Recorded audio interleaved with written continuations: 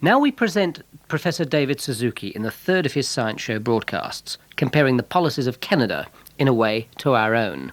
Both countries, as he explains, are young and yet to gain the confidence they require to use science usefully for the nation's needs. We do in Canada feel that Australia is like a sister country, but there is one major difference that you don't have to contend with, and that is the absolute physical proximity with the United States. Canada is a very narrow strip of about 100 miles along the border with the United States. That's where 99% of the Canadian population is concentrated. Although we are an immense country, most of it is totally unoccupied. And Canadians tend to think of ourselves as a rural country and America as an urban country, but in fact, Canadians are twice as urbanized as Americans. Over 80% of Canadians live within towns and cities, and that's because the rest of Canada is not a very hospitable place to live. I am, by profession, a scientist. My area of expertise is genetics, although I haven't practiced genetics now for a number of years. I lived for 8 years in the United States, getting my education, one that cannot be matched anywhere in Canada. And then I returned home to Canada deliberately. I returned home at a time when there were many opportunities to stay in the United States, and since then I've had offers to return to the United States. But I returned because I preferred to live in Canada. I didn't think Canada was better than the United States. It was just, for me, preferable, and a place where I wanted my children to grow up. I returned then to a Canada in which it was clear that as a scientist I was going to pay an enormous price. I was coming back to a country in which it was simply impossible to compete in a global sense just because we weren't supported at a level that allowed that. What in fact saved my bacon was the enormous generosity of the Americans, who at the same time I was getting $3,600 and told to be grateful from the Canadian government, the Americans gave me a grant for $36,000, even though I was not an American citizen. That now in Canada is virtually impossible because the Americans are much less generous about giving money outside of the country.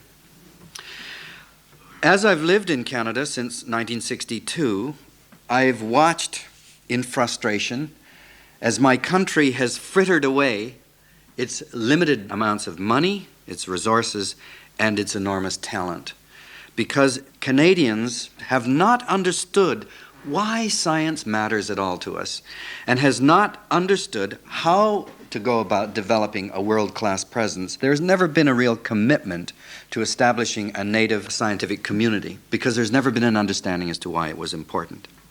The very day that Canada won its third Nobel Prize in Science last year, the Canadian government announced that it was shutting down the National Research Council lab that got John Polanyi his start. I mean, that's the kind of tragedy that exists, I think, in Canada. In 1962, as an assistant professor, I was very concerned at how poorly funded we scientists were, and I recognized that it really stemmed from a total lack of understanding of science by the general public. After all, our political priorities are perceived by people who essentially receive their instructions from the general public. Their priorities are the public's priorities. And so when I had an opportunity in 1962 to do a television program, I leapt at the opportunity to try to demystify science to the public. And I didn't realize it at the time, but that was the beginning of my career as a broadcaster. I was asked to do one television program and ended up doing 8. But it was as a broadcaster that I had to look at science in a far broader context than simply the self-interest of the scientific community. As a broadcaster speaking to a public, I recognized then that science has enormous impacts that extend far beyond the barrel of the microscope, and that we had to look at science in a serious way in a very broad social context if we were going to deal with science in some kind of rational way. And so that has really colored a great deal of my thinking in the last 15 to 20 years, and it will affect how I talk to you today about R&D. Ever since I returned to Canada in 1962, I've heard governments speak of the need to interface the university with the private sector. And we've tried all kinds of ways of getting university faculty to push the ideas in their area into the industrial sector. Academics have been very reluctant, although that has changed very radically in my country in the last 5 years. And what has happened is that academics are now rushing to try to exploit their ideas and inventions. And I frankly think it's a huge mistake. I think it's a mistake from the standpoint of the university community. I think it's a terrible mistake from the standpoint of society. I believe, and I'm still a romantic, I believe the university is a very, very special place. It's a place that is a repository for human knowledge. It's a place where scholars and dreamers can explore ideas at the very edge of human thought. And to many people in society, the ideas that are being toyed with in a university are threatening. It's not an accident that in many countries of the world, revolutionary events begin in the academic community in universities. There's a very strong tendency then for politicians, for the private sector to want to control the university, to want to influence what is being thought and done in the university. And in North America, we have recognized the temptation to manipulate the academic community. And to avoid that possibility, we have granted a tremendous privilege on academics, which we call tenure. What tenure means is that a faculty member, judged of a certain level of quality, can speak out freely and openly and experiment with ideas without fear of political intervention. And that is a great privilege. There are many people who would love to have me turfed out of the University of British Columbia, and it has been tenure that has allowed me to be a broadcaster all of these years. Unfortunately, in Canada, tenure has become, in the minds of most academics, the equivalent of a sinecure. We regard the achievement of tenure as a lifetime guarantee of employment, which of course is never what tenure was intended to be. Tenure, it seems to me, puts a special responsibility on academics. Those of us who are working in specialized areas that may ultimately affect society have an obligation to share what we are learning and what we know with society when society calls upon us for that expertise. And what has happened is that with the increasing involvement of the private sector in the university, there is a greater reluctance on the part of academics to speak out on issues that matter to the public. And let me give you two examples that I've experienced as a journalist. During the 1970s, after the Arab oil embargo, there was tremendous pressure in Canada to try to determine the extent of our oil reserves by exploring for oil in so-called frontier areas. This meant off our east and west coasts and in the high Arctic. We were looking at one vast reserve that Canada has called the Alberta tar sands. This is a difficult deposit of oil to exploit because the oil is a very thick sludge and it's embedded in sand. But the amount of oil represented in the tar sands is the equivalent of 4 times the known reserves in the Arab countries. It's a vast reserve of oil. And we had at that time one plant that was turning out about 100,000 barrels of oil a day from the tar sands. This is called a Syncrude plant. And it was projected that we would be building by the 1990s 10 more plants at least as big as Syncrude or bigger. Syncrude at the time was pouring out 50,000 tons of sulfur dioxide a day, which is a lot of acid rain. So we were doing a special program for the nature of things on the Alberta tar sands. And we thought, gee, we better look at what the implications of 10 Syncrude-sized plants will be on the ecology of the area with a lot of acid rain. So we went to the University of Alberta in Edmonton and asked the ecologists if they would talk about the ecological impacts. None of them would talk to us. So then we went further south to the University of Calgary and asked ecologists to talk to us, and none of them would talk to us. And we discovered that the reason was that all of the ecologists had contracts from the oil industry, and they didn't want to do anything that would jeopardize those contracts. Now, I think you're in a very difficult position then in an academic community when you are obligated, it seems to me, by the privilege of tenure to speak out in areas you know something about. But you don't because you now have a private contract. I frankly don't think those people should have tenure. Then I have no problem with that. People like Mark Potashny, who's an eminent molecular biologist at Harvard, David Baltimore, a Nobel laureate at MIT. They were very critical during the 60s and early 70s of the involvement of Dow Chemical in producing napalm and of Monsanto for production of tear gas and defoliants that were being dropped in Vietnam. They were radicals. They were critical of the involvement of American science and technology in Vietnam. The interesting thing is that today Dow Chemical and Monsanto are supporting those very same people. And I am absolutely sure that we're one to go and interview Mark Potashny or David Baltimore about the possible detrimental effects of Dow Chemical or Monsanto activity, that they would not appear on camera. So I find as an academic a very disturbing consequence of this enormous rush to get academics involved in the private sector. I think it's a mistake.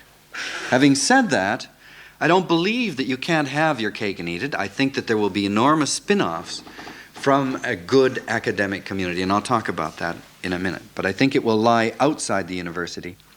Ever since I returned to Canada in '62, Canadian grants have never been anywhere near the level of our American counterparts.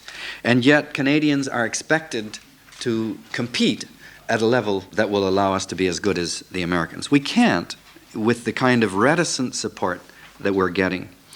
What it's meant when I've returned to Canada is that we try to make do with second-rate support and second-rate facilities. Where Canadians generally have tended to shine have been in areas which were not sexy at the time people got involved. So that Canada has had a very good tradition and a world-class presence in ecology, for example. And when I graduated in 1961 as a geneticist, we had nothing but contempt for ecologists. We thought they were the lowest of the low. You know, these guys walk down the road listening to birds and counting the number of birds and calling that science.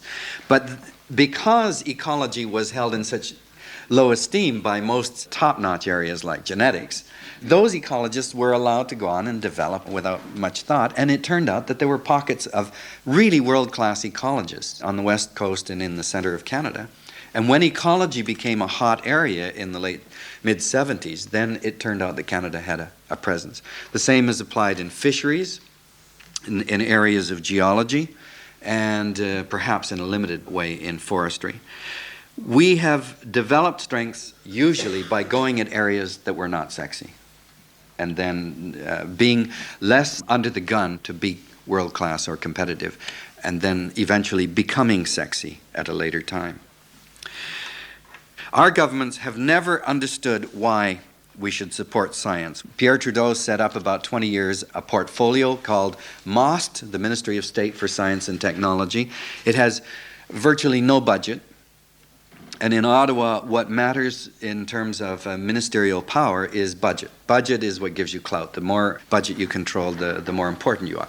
MOST has been a trivial portfolio, one that has often been held by people who were holding at the same time a major ministry like environment or energy, mines and resources. So MOST has been this little appendage, and it was set up really to kind of oversee science and exert moral suasion on people in agriculture, in energy, in medicine, and so on. But it really has never had the financial clout to affect the other portfolios.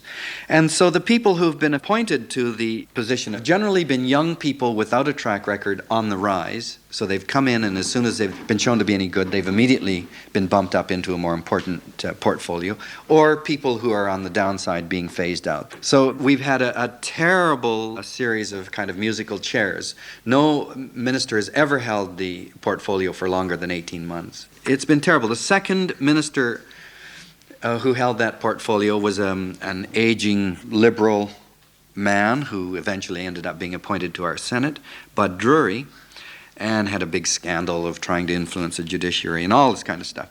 But I have, as a broadcaster, interviewed every single Minister of State for Science and Technology, and Bud Drury was the most open person as far as his government's position on science was. He said, look, there's absolutely no reason why we should support science in Canada. He said, we produce a minimal amount of science in this country. We have this huge country to the south of us that speaks the same language as we do and publishes all the stuff in the open literature, and we get it free. Why should we support any science at all? We just do it as a token gesture that we are civilized. And that, I think, has characterized the attitude of the Liberal government. The Tory government came in saying that it was very strongly committed to science and technology, that they were going to get the percentage of GMP that we're committing to science up to the level of the Americans and the Japanese, which I think is 2.5%. At the time they came in, we were at 0.9%. I think we're down around Spain or Portugal in terms of percentage of GNP committed to science and technology. We're now having to struggle to try to get it up to 1.5. So there's never been any real support of science in our country. In the 1980s, what has astounded me as a journalist is the enormous increase in the profile of technology in the public media. So that when a computer becomes the man of the year on Time magazine, and when the president of Genentech, a biotechnology company, makes the cover of Time, you think, gee, I guess people are becoming aware that science and technology are important. And sure enough, politicians begin to pay attention. When it makes the cover of Time, you've got to sit up and notice. So that we're now setting up, have been for a number of years, committees to look at what are the coming fields in science and technology so that Canada can jump in. Well, Christ, I could have done that without, if they want to give me $5 million, I could tell them in 2 minutes what are going to be the hot areas. Because everybody has decided that. The Japanese have done it. I'm sure Australia's done it. I mean, ceramics, robotics, artificial intelligence, biotechnology. I mean, everybody knows that. And sure enough, we spend all this money and we come up, these are the areas that are going to be the areas of the future. Right? So now that Canadian economy is in bad shape, politicians are starting to say that it is technology and industry that are going to be the key to the economic future of the country. What has happened in the last 10 years that's been radically different is the provinces are now taking a prominent role in the support of science. When I returned to Canada, the provinces put nothing into science, and now they are pouring tens of millions of dollars into research and development. The hypocrisy to me is that a lot of it is coming from lotto money. Do you have lotto here? And so it isn't, as far as I'm concerned, a real commitment. They've just got this slosh of excess money and they're dumping it now into technology.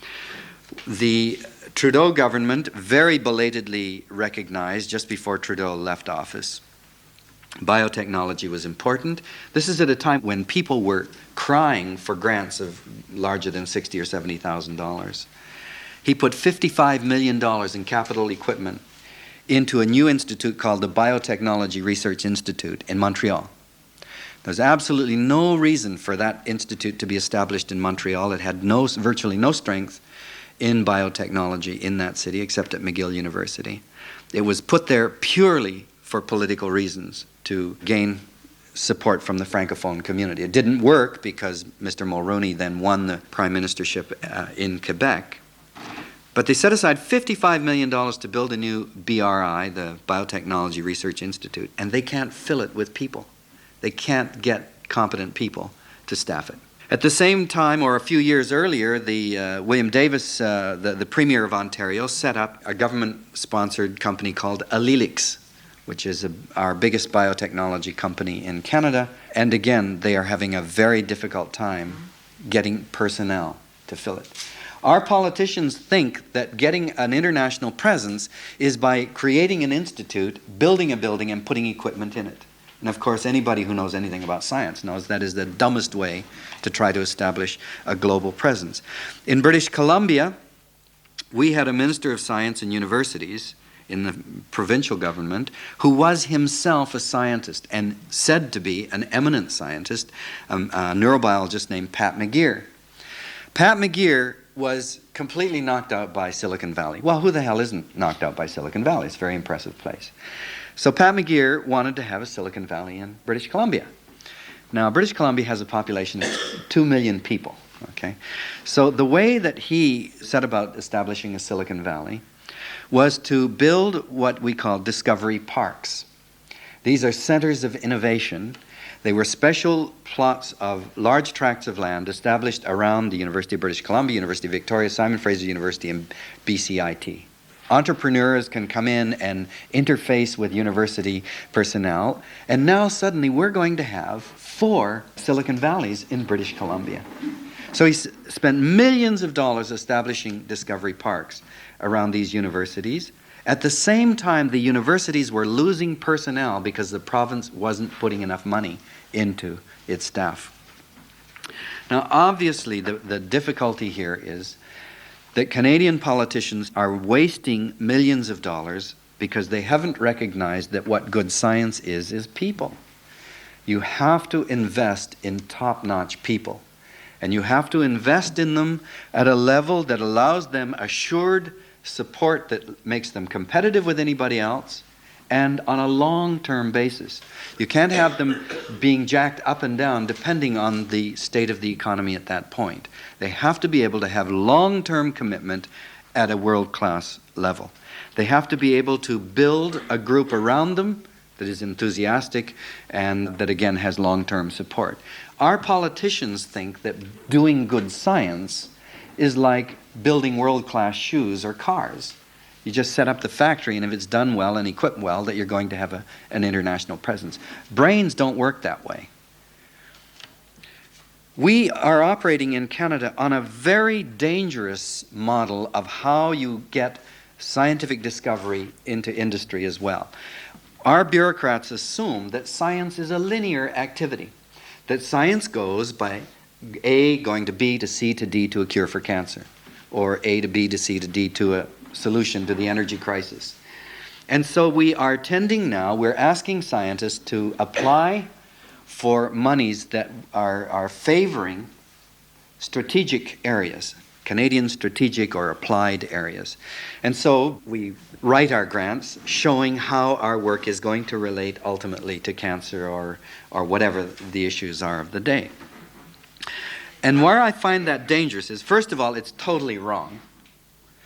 If you were to read all of the grant applications made in Canada today, you would think if you gave everybody the money they're asking, every single problem in the world is going to be solved. Because all of our grants claim we're going to solve some problem. It's dangerous because there is an expectation set up among the public and politicians that science does operate in this linear way. And sooner or later, there's going to be a call for results. When you think of the billions of dollars that Americans have poured into cancer research since Nixon declared war on cancer, and the fact that the levels of cancer today are higher than when Nixon began those investments, surely at some point the public is going to start saying, what's going on here? You guys claimed that you're fighting cancer. Well, where the hell is the payoff?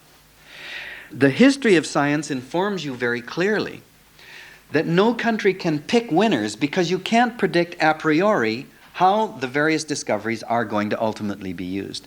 Our Nobel Prize winner last year, John Polanyi, is a beautiful illustration of this. John is interested in those early events that happen in a chemical reaction. And what he does is he looks at chemical reactions at very low atmospheric pressures, at very low concentrations, and you can actually look at those kind of picosecond events that happen when two atoms come into contact. What he did was he measured the consequence of those initial reactions by the amount of energy emitted, which were photons of energy that came out, when those initial interactions happened, and then you changed the energy relationships between them. Well, it turned out that from those studies of early chemical reactions, he got the idea for chemical lasers. Nobody could have predicted that chemical lasers would come out of studying picosecond chemical reactions. We know from history that some guy looking at experiments way over here and somebody else doing experiments over here may come up with an insight that will be applicable over here in a totally unpredictable way. And Ed Lewis at Caltech, a fruit fly geneticist studying gene structure, was the person who suggested collecting babies' teeth to assay strontium-90 levels from radioactive fallout. Well, what the hell would a fruit fly geneticist be doing telling medical doctors how to assay the levels of strontium-90? I mean, these connections are not predictable beforehand, but Ed Lewis was a world-class scientist who you could depend on ultimately coming up with important ideas. I believe what you must do is to support the best people in any area they're interested in, on the faith that they will have good ideas that ultimately will spin off and will feed back into the country. Canadian scientists today do less than 4% of all the science carried out around the world. Yet our politicians seem to think that by investing in each and every one of these scientists in Canada, we're going to get a payoff from each of them. Well, they'll get less than a 4% payoff. We support top-notch Canadian scientists not because we think any of them are going to get the red-hot idea. A few of them may. We support them much more importantly because they are our eyes and ears to the vast amount of the world's literature. Our top-notch scientists are the price of a front-row seat at the action. If we are not supporting world-class scientists, we won't be invited to the meetings that are never published, that you never hear about. The meetings of 12 to 20 of the world's experts in a particular area, where they meet and just discuss and exchange ideas. To get a front row seat at that action, you have to have people who deserve to be invited. When you have a world-class community, you get phone calls all the time from some guy at Stanford, some guy in Cologne who says, gee, I've had problems with this experiment. What is your experience? I mean, that's what being plugged in is all about. And in the exchange of ideas and information, you get ideas. And ultimately, that is what contributes to the country in terms of its potential flexibility, I believe. That's a pretty hard thing for a lot of people to buy. It's essentially a purchase on faith. Faith that these guys are going to pay off. But I think a simple inspection of history will give you lots of evidence where this has paid off by having top-notch people. There have been enormously talented people. People have come to Canada and done their most creative work in Canada. The problem has been that we have not been able to keep either the talent or the ideas they've generated in the country. So I'm sure you're all aware that it was a Canadian who invented a telephone in Canada and who then tried to sell it to a company in Toronto, and the Toronto company wouldn't buy it. So he had to go down to Boston and raise the money. Alexander Graham Bell eventually sold his invention in the United States. It was Canadians who first demonstrated and isolated insulin. It was Canadians who first built the first working electron microscope. Canadians invented the zipper. And I could go down a list of hundreds of inventions, almost all of which were ultimately exploited in other countries. We have only won 3 Nobel Prizes, but if you count people who have done their definitive work in Canada or who were born in Canada but then went elsewhere, we have literally dozens of Nobel Prize winners. We've just not been able to keep the people. And what we lack is not then talent, but I believe something spiritual. Canadians don't believe in themselves. And so long as we lack faith in ourselves, we'll never be able to cut it with the big boys. We are young. This year we celebrate our 120th anniversary. We have no history of science and technology in our country. We've watched our best people have to go to the United States or Britain, and indeed now we take that as an affirmation that Canada is any good. We're very proud of our people who are now at Stanford, at Harvard, at Oxford, or Cambridge. And I have heard over and over again when we've done shows on television of Canadian scientists, people come up and say, is that guy really good? I mean, if he's really that good, why isn't he in the States? It's very, very sad when you get to that point where you just can't trust the talent of your own people.